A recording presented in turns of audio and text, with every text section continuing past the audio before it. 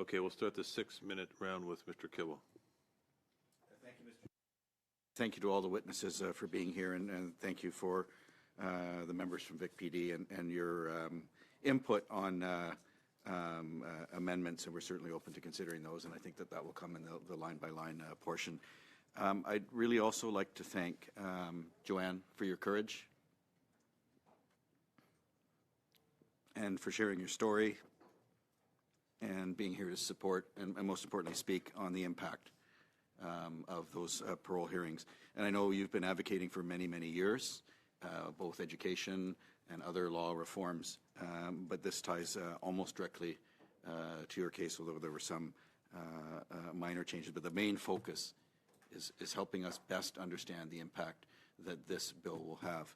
So maybe you could describe, and in your own words then, the parole hearing process, what it has meant for your family emotionally and practically. And I know we discussed a few points, but if you could share some of those, and I might remind you of some of the things we discussed. As mentioned previously, it would take me a long time to write my statements, victim statements, so I could read them in front of the parole board. And I just felt like I was just getting into a bad state, going over and over and over again, trying to figure it out what I should be submitting. So I decided just to submit them because they're, it's not a point. They're not at a point of their incarceration that they would be eligible anyway for parole. To make it easy on myself, I've been, obviously putting something into it, but not putting my all into it. And as we discussed before, one of our parole hearings that we recently attended, we had a notification, I believe it was September or October, for the parole hearing to happen, I believe it was in December, and then it got delayed and delayed every few months.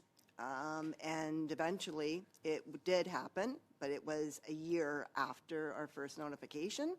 So we had this roller coaster. We would have a date. It should be done. We wouldn't have actual set dates, but okay, it should be in December, and then it should be in February. No, it should be in June. This happened for a year. So a year going up and down with your emotions, trying to get yourself mentally prepared for something was very difficult for myself. And I can imagine it was very difficult for my brother, my sister-in-law, especially.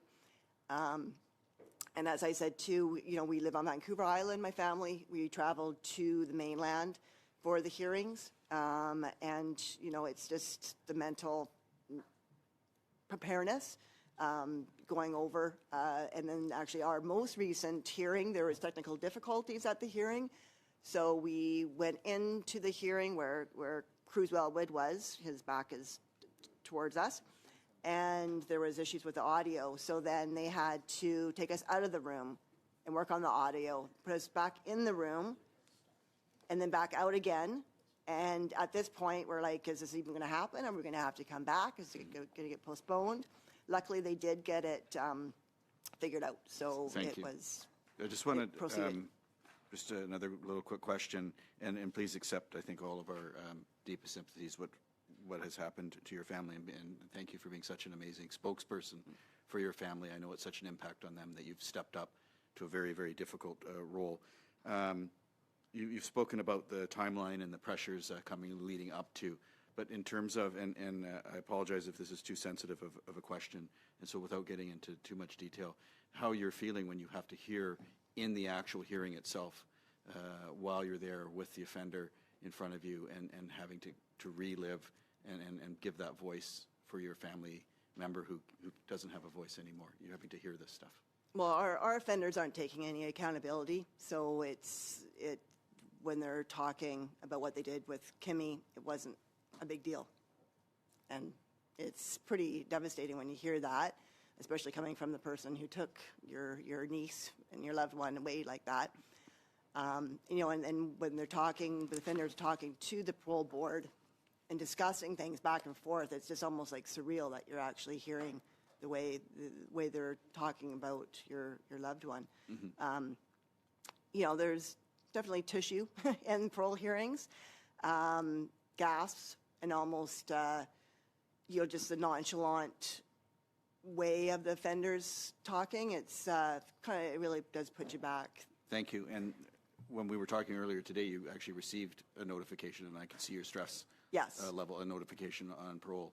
I could see your stress level shooting up. Some people have suggested alternates to make the parole process better, including attending remotely, and yet you described to me during COVID you had to attend remotely. Could you maybe share if that is better or worse, or in terms of the impact on your family?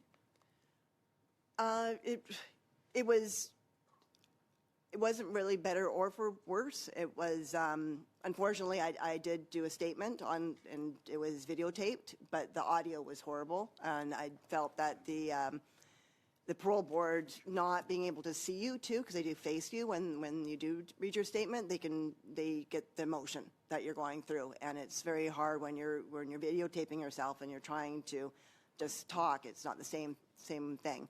Yeah.